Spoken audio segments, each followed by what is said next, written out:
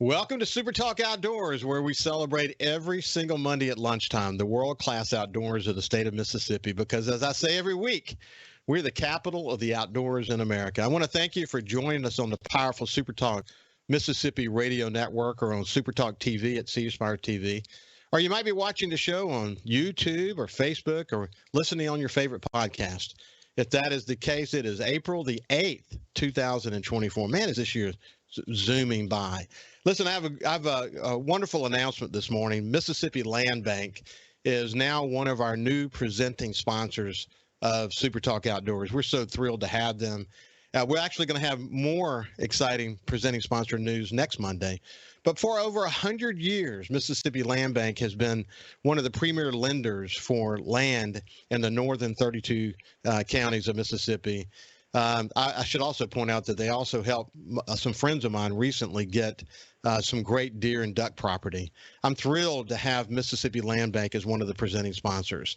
By the way, we're going to be joined by Reece Holford from Longleaf Plantation in just a second. But before we do that, I just want to kind of bring you up to date on the latest news. If you're an outdoorsman or woman, there's hardly any way you didn't see the illegal turkey baiting saga using live crickets of Mississippi Department of Wildlife, Fisheries, and Parks Commissioner Leonard Bentz. Here's a portion of a Super Talk Mississippi News story last week. Incidentally, Super Talk News has led this story. Here's the story.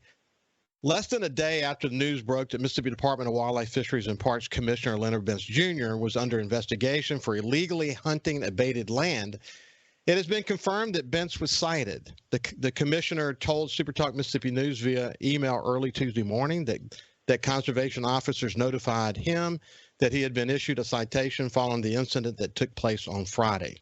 The confirmation came after sources told that Bentz and at least one of his sons were among a group of hunters allegedly breaking a state law that says it's illegal to hunt or trap a wild animal or wild bird with the aid of bait. According to the commissioner, conservation officers said the landowner and caretaker of the 500-acre plot in Holmes County had released crickets on the property days before he and his crew arrived. Bentz maintains that he had no prior awareness that the bugs had been dispersed across the land in an attempt to attract turkeys. Under the law, even though I was told by officers that they knew I was not aware the crickets were on the property, I am in violation because I hunted the property where the crickets were placed, Bentz said. The story goes on from there. Throughout this illegal baiting saga, though, Bentz has put words in the law enforcement officers' mouths. He was told by the officer that the officer knew Bentz was unaware of the crickets. Really? How would he know that? That doesn't sound like something an officer would say, especially an officer I hear is one of the best in the state of Mississippi. But we don't know either way because it's crickets from the Mississippi Department of Wildlife, Fisheries, and Parks. Wait. Well, I'm sorry. I can't use that term in a cricket baiting story. I know it gets a little bit confusing. So let me say it this way. The agency is tight-lipped and will only say it's an ongoing investigation. One of the things that Bentz said in the statement to SuperTalk Mississippi News after SuperTalk reached out to him following the illegal baiting incident was this. I told the officer if citations were warranted, he needed to write them that day. That's an odd thing to say, isn't it? Why did he focus on that? When I reached out to Assistant Head of Law Enforcement, Scotty Jones, he explained a more detailed process to me that could take days. Bentz has been quoted as saying he told the officer, treat him like Leonard Bentz, not Commissioner Bentz. So then why was he telling the officer to write tickets that day? That's not something that Joe Public would say. There are so many questions. He goes on to say later in the statement, in the statement to SuperTalk, this. Furthermore, the conservation officer stated the guest did not do anything wrong. Once again, putting words in the officer's mouths, and nothing from the department to counter Bentz's assertions because they say it's an ongoing investigation. You know, I first learned about the Commissioner Bentz baiting saga from a source the day it actually happened, and that was this past Friday, was a week ago. I reached out to Executive Director Lynn Posey. He told me to reach out to Assistant Chief of Law Enforcement Scotty Jones. I asked Scotty if this was Bubba in a pickup truck, would he be subject to the same process? He explained the process to me and assured me that it would be no different. I've had a flood of people reach out to me, elected officials, leaders in the conservation community, major supporters of Governor Reeves. Bentz is a Governor Reeves appointee. Employees and farmer employees of the Mississippi Department of Wildlife, Fisheries, and Parks, and just a wide range of people who just love the outdoors and who have been engaged these days, especially as it relates to the commission, because we've been talking about the commission a lot on this show. And frankly, the rocky road of Commissioner Leonard Bentz. One listener described Bentz as the commissioner who sucks the air out of the commission meetings. He's always got to make it about himself. Since we have been talking about commission proceedings on the show, people are watching the education sessions and the commission meetings a lot more closely. They can't believe their ears when Bentz says things like he said in the last meeting, that you can drink bleach. He said that. Wildlife Chief of Staff Russ Walsh was at the podium. He couldn't believe his ears either, saying, I'll just have to take your word for that. Incidentally, you cannot drink bleach, not even a little bit. You can see why a growing number of people are concerned. People like Will Primos. Before Bentz's baiting citation, Will wrote this to the Senate Wildlife Committee. Let's get together again to benefit the public of Mississippi by not voting for the confirmation of Commissioner Leonard Bentz, and let's revisit the two bills that would have created an important conversation about the qualifications of commission members. Primos wrote, we need science-based decisions, and if we're going to make a lasting difference for our Mississippi outdoorsmen and women for generations to come. And that was from Will Primos before the Bentz baiting incident. So why are so many current and former employees reaching out to me? Well, first of all, I've earned their trust. Secondly, the department has had a history of being overly influenced by the rich and powerful. It also has a history of protecting the rich and powerful when it comes to wildlife violations. Too many employees are disappointed by past experience with people in power being let off of wildlife violations, or when law enforcement was asked to stand down on a particular person or situation. So since last week, it's been eerily quiet now after the flood of news and stories and, frankly, Bentz controlling the narrative. He's the only one who's issued any statements so far. Like I said, there's been zero communication from the department other than repeatedly saying they have no comment. SuperTalk Mississippi News has been assured that the department will make a statement after the ongoing investigation is finished. Lawyers for the commission tell me there is no timeline. People have reached out to me about being concerned about the investigation. They fear that it's going to get stopped or that we won't learn the full story. But let me say this. I'm encouraged that this time is different. I've been told by department leaders this is a serious investigation. Could this be a new day for the commission under Executive Director Lynn Posey's leadership and with people like Assistant Chief Scotty Jones? I think it is. And all of this swirls why Bentz hasn't been confirmed by the Senate Wildlife, Fisheries, and Parks Committee. The committee has to vote Bentz up or down by the end of the legislative session, which is only about 3 weeks. Or they could do nothing. If that happens, the governor has to pick someone else. Wow. So the Wildlife, Fisheries, and Parks Committee, Neil Whaley is the chairman, Philman Ladner is the vice chairman. The members are Juan Barnett, Gary Brumfield, Hob Bryan, Jeremy England, Josh Harkins, Michael McClendon, Joseph Seymour, Benjamin Suber, and Chuck Younger. Those are the members of the committee. We already know he broke the law. What more will we learn as a result of the investigation? But shouldn't Bentz step down on his own? There's still so many questions, so much that doesn't add up.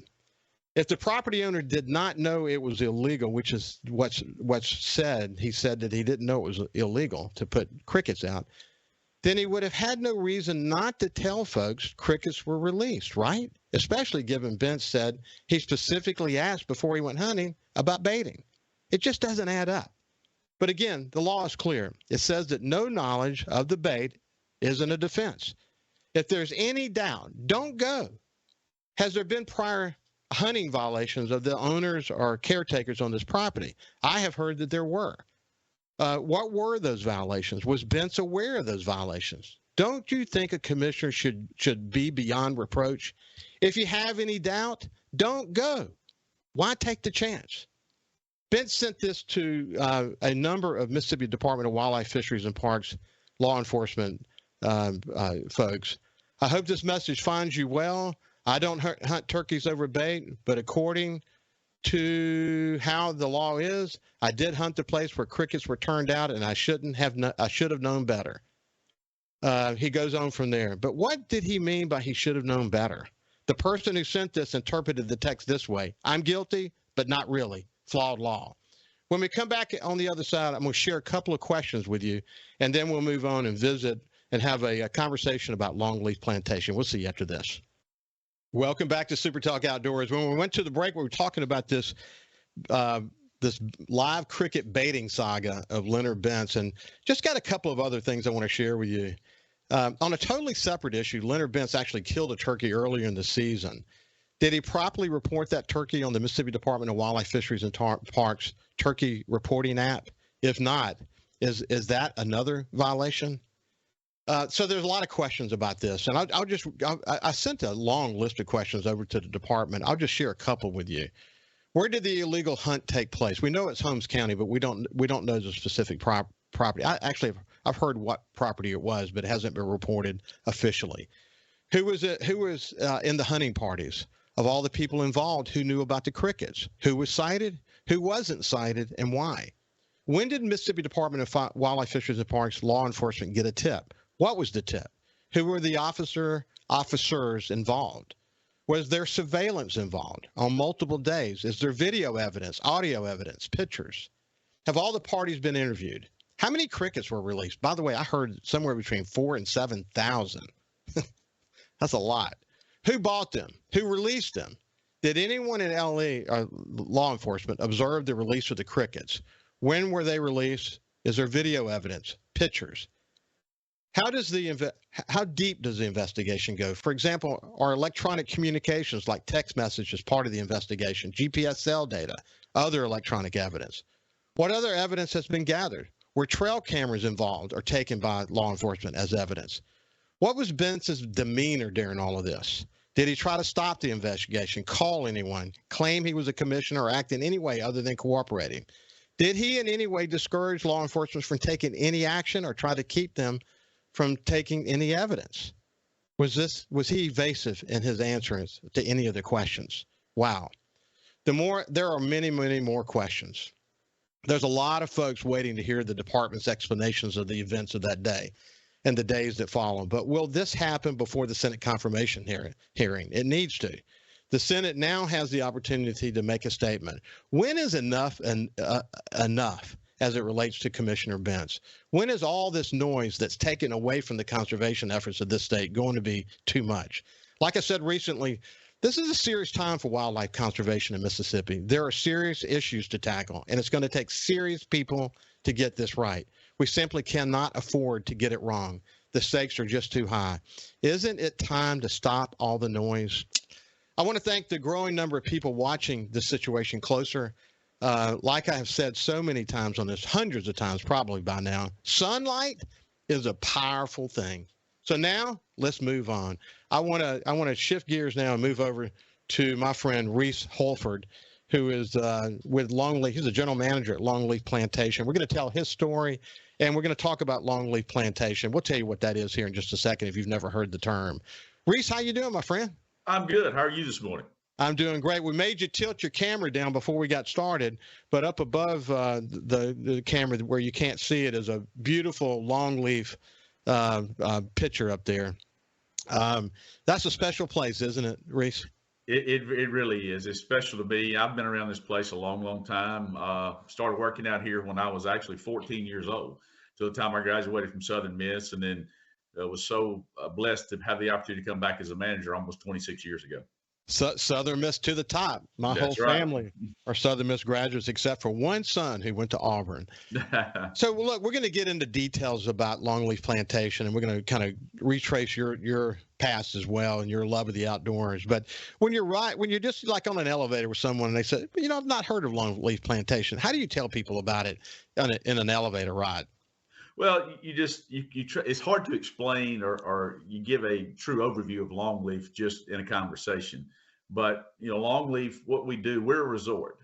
we are a hunting resort, and we want to, quail hunting has been such a big part of our heritage in the state of Mississippi. And it's sad to say that, that is not common in today's world anymore, unless you're affiliated or you visit a place like Longleaf. So we want to create the days of old when guys would gather together for a true Southern bobwhite quail hunt.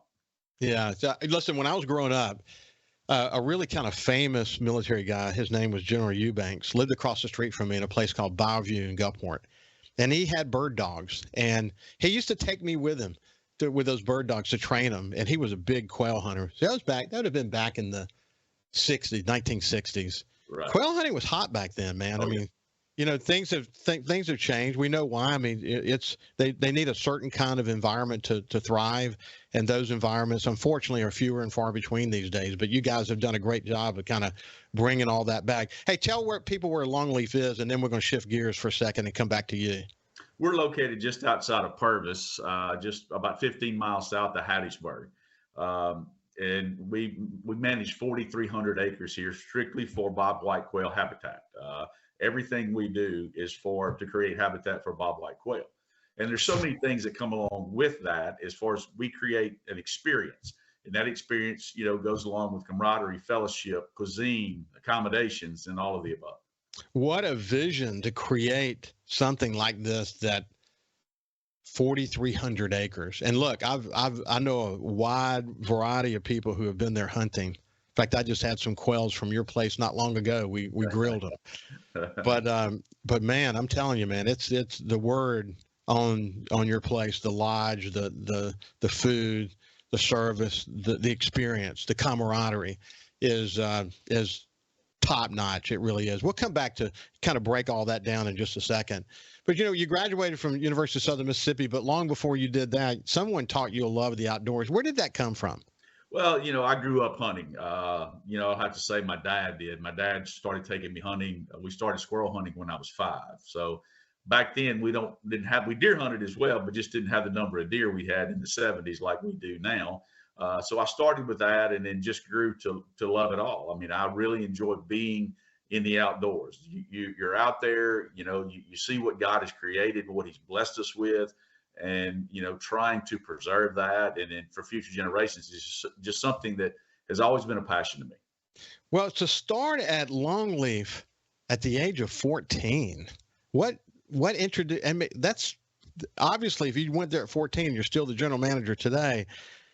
That must have been an incredibly influential experience for you. So what brought you there at the age of 14? Well, of course, your parents want you to work. So had the opportunity to work at a place that was just, awe-inspiring by the people you meet, the environment you're in, the things you get to do, the things you get to be around, which I always loved. My mother was the office manager here when I was a kid. So that's how I came, to have a job here, and then worked, through college, and then left when I graduated from Southern Miss, went to work for Sanderson Farms, and they were very, very good to me. And then was able to come back, again, 26 years ago. I can't say enough. Warren and Carolyn Hood are the owners of Longleaf, and I can't say enough about them and the commitment they have to Longleaf and the special place that, they allow us to make this place as special as it is. Incidentally, Joe Sanderson, I had the opportunity to work very closely with him after Hurricane Katrina.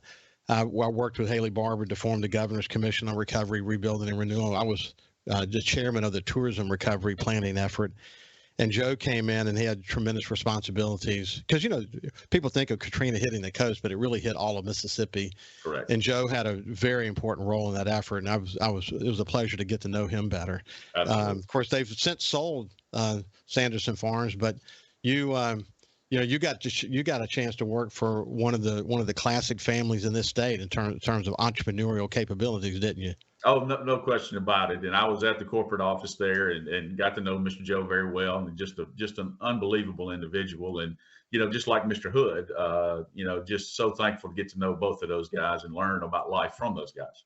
Well, so as a 14-year-old, of course, you said your mother worked there, but as a 14-year-old, to go to a 4,300 acre place, it had to feel like almost like the universe. It had to feel larger than life.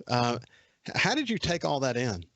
Well, you being around it even before I started working here. So you kind of knew, the ins and outs of everything and how it operated and how it worked. But then, because, being affiliated or working on a piece of property like that, there was a lot to learn. So you learn everything you can and you do as much as you can. And especially when it's something that you love. And I loved every bit of it. I mean, every aspect of it. I mean, it was just something that it was just always a passion, and you wanted to make it better. You wanted to be, a good representation of Longleaf Plantation to our guests and show them, because we bring people in from all across the country, and you want to show them what true Southern hospitality is all about. And that's one thing I get, a comment I get even today from our guests is, your people are so genuinely nice, and that's not common in today's world anymore. And I think that is one thing that attracts people to Longleaf and wants them, makes them want to come back. I know that it does. I mean, again, what I've heard has been that for sure. One of the things that people see in Mississippians, and maybe it's because we've been through so many disasters and so on, that we're very resilient people. When the going gets tough, we help each other out. And our heart and soul, Mississippians are good people. Yes. And when people come in from out of town, they see that. They see Mississippians working at a place like that, kind of being themselves and putting it all together in this great experience. It's kind of the winning combination. And when we come back, we'll continue our conversation with Reece Holford as we talk about this incredible place called Longleaf Plantation. We'll see you after this. Welcome back to SuperTalk Outdoors. It's a pleasure for me to be able to do or have conversations like I'm having this morning or this afternoon with Reece Holford. A lot of you know him. If you don't know Reece, you've heard of Longleaf Plantation. And we were talking before we went to break just about this incredible 43-acre place and how when people come there, especially from outside the state of Mississippi, they're so blown away by the experience and the service and how they're treated and all of that. Some of that's what's in the heart and soul of Mississippians. A lot of that actually is the culture that they've created at Longleaf Plantation. You mentioned Warren Hood, Reece, another great entrepreneur in Mississippi, but this vision to create this place, man, that was no small undertaking on his part, was it? No, not at all. He has a love for the outdoors. They have a huge family place just outside of Hazelhurst, between Hazelhurst and Port Gibson there. And, that just carried on what his vision was at Longleaf and what he wanted Longleaf to be. And, he is just cannot say enough about the person that he is. He is an unbelievable individual. And, he and Miss Hood, and again, their commitment to Longleaf just shows in, again, what we're able to create here and what we're able to provide to our guests. Listen, 52 years, that's a long time. That's serving a lot of people. Over those years, do you guys keep track with how many people have gone there to make incredible hunting memories? We don't keep up with individual numbers each year. We keep up the number of hunts that we do every year. So we're going to run, in a given year, our guests, and our season runs October 1st through March 31st. We were done a little earlier this year because of the Easter weekend, but we're going to, by that, you're going to run between 900 and 1,200 people through here. And that's just in the 6 month. And that's not including our off season, where we bring people in for, give an environment for companies to come in to have team building sessions, sales meetings, and things like that. Yeah, team building sessions. Like when I was a CEO, we did many retreats with our up and coming leaders, and then with our executive team to do strategic planning. We would do outward bound experiences. Incidentally, one that I remember really well was down outside of Key West. And the huge wooden boats, man. I mean, sailboats, huge wooden sailboats. And they would put us on these sailboats and then say, go, and they would have somebody there to keep us from killing ourselves. But we would learn a lot about team building, that experience. But, Outward Bound does a great job at that. But, looking at the pictures of your conference center, the rooms that you have, the food that you have, obviously the fires and the ability, the fireplaces is what I meant to say, and the ability for people to get together and have informal time together. It's got to be a great place for corporate visits and corporate planning sessions. You do a lot of those? We do. We built the conference center. Mr. and Ms. Hood had kicked that idea around for a number of years since they've owned it. And we actually, after Katrina, Mr. Hood saw that as an opportunity, and you spoke to Katrina earlier, and it presented a lot of opportunities to people in our state.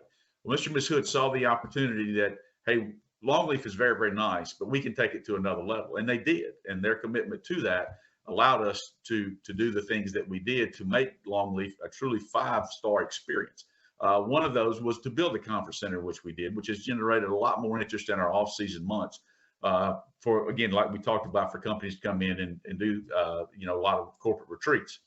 The conference center is an unbelievable facility. I mean, it is, there's reclaimed wood, reclaimed brick in there, which, we want our venue, when our guests come, to have an old shoe feel. It just feels good. And that people are, comfortable. And that's what we want them to be, that, hey, everything you need is provided. It's provided, and you may not even ask for it, but we kind of know what you need, what you want, and how you do. We tell our guests, if it's legal, moral, and ethical, we'll make it happen. Good for you. Leadership programs are there. You've really done it all. But coming back to the sort of the classic Bob White quail hunt, you guys have really mastered that. I know it goes further than just you include pheasants and other possibilities as well. But coming back to sort of the classic Bob White quail hunt, you have mastered it, haven't you? We like to think so. There's a lot of places that got into other things, flighted mallard hunts and things, and we never wanted to do that. We want to concentrate on what we do and what we do well. And that is the classic Bob White quail hunt. But there's, again, so many things that go with that, because when, all of us who enjoy the outdoors and the get-togethers, and that is, the camaraderie, the fellowship, back to what we talked about, the cuisine. And we in Mississippi like to eat, and we want to make sure that, that our food is top notch. And I call it 5-star Southern cuisine, in the sense it's what your grandmother cooked. And these guys, especially the guys that we have from come up north and other parts of the country, they don't get that type of food. And when they get here, they're blown away by what we provide in Mississippi. And that's how all of us grew up eating. If we're going to the hunting camp or to our family land or whatever it may be, we're going to have good food. And, we do that. But then also when they're out hunting, the accommodations that we are able to provide, and then, the services that we provide with that. And that's another thing. People want to be comfortable, and we have to provide that, and we do. And, then, again, just everything that goes into what that experience is. Yeah, you've got the rooms, a wide variety of different kinds of rooms. Some with single rooms, some double rooms, and some like executive suites. It's really, really, really nicely done. But they all have the feel of sort of the old traditional hunting camp. Right. And so a lot of people who come there, although you'll get visits from people who aren't quail hunters, have never been quail hunting before. They get to go shoot some skeet, and you even have shotguns available to them if they need them. But for people who haven't, they're going to get hooked. Number one, they're going to get hooked by the experience. But most of the people have been involved in some kind of hunting camp experience. And for those who have, what they've experienced, and you've got to recreate that there plus something. Correct. You want to exceed their expectations, and it's clear by whoever designed that place. I'm just thinking about the way it's decorated and all the thought that went into it. Your goal is to exceed expectations, isn't it? Yes, absolutely. We want to have the wow factor, and you get that one chance to have that wow factor when they come in. And most of our guests, we'll pick them up at the airport if they fly in or whatever it may be, and they come through our front entrance, and that's the first chance you get, and it's a wow factor. So, and then when they get to the lodge, I asked all of them, especially the first timers, when they start to leave, is this more than you expected? And 9 times out of 10, they said, yes, this is way more than I expected. Well, that's great to hear. And the final segment will actually take you through what does a day look like if you were to go to Longleaf and experience a quail hunting day. What does that look like? What I'm curious, before we get to that, and we'll get to that in the last segment, what does it take to run a 43-acre facility like this? A lot of blood, sweat, and tears sometimes, and a lot of good people. I cannot say enough about our people, our staff. They do a tremendous job, and their commitment to Longleaf, shows in what we do. And you have to have those people we have to have people with a servant's heart that want to come in and please our guests and please our customers. Earl Sellers, Jay Sanguinetti, Jeannie Sellers, Amy Moran, our kitchen manager. It takes all of us, our guides. It takes all of us to make this place special, because I tell all our people that, we can't make a living without one another. Our hunting has got to be really, really good, or our lodge experience is not, cannot be the only thing that our people say or our guests say was top notch. Every bit of it has got to be that, to exceed the expectations of our guests that come in. Well, how do people tend to learn about this? So they just word of mouth? Is that basically how you guys have become so famous? That's the biggest part. Our website, does a good job. It can't describe it or show it completely, but our website does a good job. But we've got guests that have literally been coming to hunt with us for 40 years.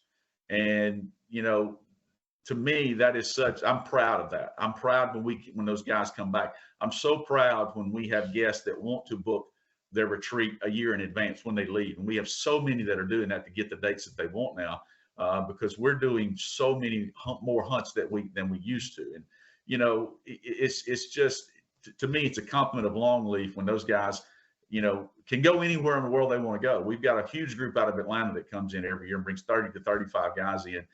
And those places are everywhere in Atlanta, or in South Georgia, but they come to Mississippi and they come to Longleaf. Just makes me very proud.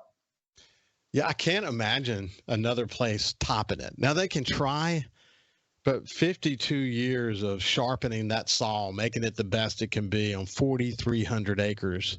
You just can't find 4,300 acres contiguous anymore for doing something like this. No, that's the truth. And that goes back to what I said earlier about Warren and Carolyn Hood and their commitment to Longleaf. And with them, we're able to make this place what it is.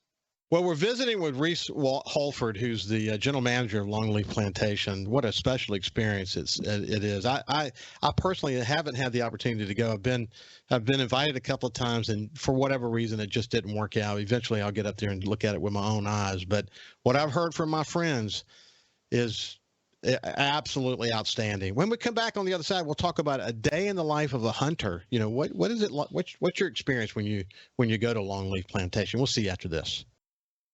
Welcome back to SuperTalk Outdoors. I'm thrilled to have my new friend Reece Holford from Longleaf Plantation. And there's a lot you can read. You can go to Longleaf Plantation website. And as Reece pointed out before we went to break, they've done a really good job of kind of laying it out there so you can get a feel for the experience. A lot of great pictures so you can see what it looks like. So many of you may have actually seen Longleaf on Mississippi Outdoors, the TV show that's produced by the Mississippi Department of Wildlife, Fisheries, and Parks. They've hosted the Foundation for Wildlife, Fisheries, and Parks. How many years now, Reece? We've hosted the governor's hunt 15 years now. That's incredible. 15 years. Such a committed board. Of course, I've had the opportunity to celebrate that foundation for over 2 years now. The work that they're doing to raise money, not only for the Department of Wildlife, Fisheries, and Parks, but just to help with youth education projects and other things. The gap filling they're doing, hundreds of thousands of dollars they're raising every year for conservation in the state. And that great board, man, again, to a person, any of them that I talk to who have been there hunting during the governor's hunt, they love it. And again, we can get a flavor of that through the Mississippi Outdoors TV show, and you see it. You see a smile on everybody's face, and they're really enjoying it. I'm sure that's just characteristic for the way that it is. So look, if someone were to go there, what does a morning look like? Because they're going to, let's say, stay the night. They get up the next morning. Take us through their day. What's that day look like? Yeah, absolutely. Earl Sellers will go in the mornings about 5:30 and build a fire. So when our guests wake up in the morning, there's fresh coffee made, fire in the fireplace. Just a great way to start a day. I mean, I can't think of a better way to start a day with a good cup of coffee and sitting in front of a fireplace. Breakfast is normally served about 7:30. So our guests would come down to the main lodge and enjoy our breakfast. And our breakfast is a hearty breakfast. They'll bring you a platter of bacon, ham, and sausage, and then homemade biscuits to your table. And then you get to order breakfast. And we have so many guests that say breakfast is their favorite meal. And you think, well, it's breakfast. But I mean, honestly, how many of us get to eat breakfast like that every day with, sausage gravy and eggs and homemade biscuits and, everything that goes with that. Then they get through and they'll usually come out and shoot on the trap range to warm up a little bit before they go out, and the Jeeps come pick them up at 9 o'clock in the morning. So it's a gentleman's hunt that you don't have to get up at daylight. You can kind of get the day going. You can return phone calls in the morning, check on everything in your office you need to, but then you go out and hunt about 9, and we hunt one guide with 2 guests. That's what we like to do. It's safety. That guy can keep an eye on both the guests and the dogs and everything to go with it. And we have 15 hunting courses, and all our hunting courses are at least 100 acres or more. So you don't have to, you're not, walking over each other. You don't have to worry about somebody shooting somebody else in another party or whatever it may be. So then they'll come back in about 11:30 and they get to enjoy lunch. And again, our lunches are, just true Southern cuisine. It could be fried chicken, could be pot roast, could be gumbo, could be a grilled pork chop. It's a very hearty lunch. We don't do sandwiches and hamburgers. So they enjoy that. We put up a lot of fresh fruits and vegetables in the summer that our guests get to enjoy, because that's a part of our culture here in Mississippi, are the fresh fruits and vegetables that we all enjoy, during the winter that we put up in the summer. So then they get through with lunch, they can go take a nap, they can go fish. We've got 3 ponds in our main compound here. We put rainbow trout in one of the ponds every year, so they can go out and catch rainbow trout. Not many places in Mississippi you can enjoy that. Catch them on fly rod, spinning reel, whatever. About 2 o'clock, the Jeeps will be back, and they pick their guests up for the afternoon hunt. A lot of them will change their hunting pairings up. They get to hunt with different people. You have corporations that come in, they're trying to spend time with their guests, and so they'll usually change the partners up in the afternoon for the afternoon shoot, and they'll be back in 4:30 to 5 o'clock, and there's a fire waiting for them in the fireplace, and cocktail for them to have, and then they're going to have hors d'oeuvres usually about 5:30 or 6, and we'll bring them to their lodge, and they can enjoy their hors d'oeuvres and get in front of a roaring fire in their lodge, which is, again, very, very comfortable. Watch a football game, whatever it may be. And then they're going to come to dinner about 6:30. We try to do dinner as a little more formal setting. So we do dinner in our conference center each night, and it really just is a great, culmination to the day after you've been hunting all day. And it's everything we do is seated and served. Nothing's buffet. We do all our meals are seated and served meals. So our guests come in and they'll enjoy their dinner. And then after dinner, we have a billiard room. They can enjoy that. Our trap range is lit, so you can shoot till 10 o'clock at night. We shut it down at 10 o'clock for any of our neighbors. We don't want to, disturb them at night. So, but that's how the day goes. We have a turn down service. When you go to get in your bed at night, your bed is turned back and waiting for you. Listen, I'm famous for going to bed early and getting up early. I like my mornings. Yes. But I was exhausted. After dinner, I'm probably not making it. I'm probably just barely making it back to my room. That's for sure. No, I can relate to that. I've said the older I get, the earlier I go to bed, and the earlier I get up. Yeah, no doubt. Reece, it's been a pleasure to spend some time with you, my friend. Well, it was an honor, to be on your show. I've heard about your show for so long. I want to thank you for this opportunity, and hope you'll come down and see us sometime real soon. I look forward to it. This has been Reece Holford from Longleaf Plantation. Hey, listen, the public trust doctrine didn't make it through the Senate. Next week, we'll talk more about that. And in the meantime, listen, stay safe when you're in the outdoors. Just stay safe. Always put safety first. God bless you, and we will see you next week.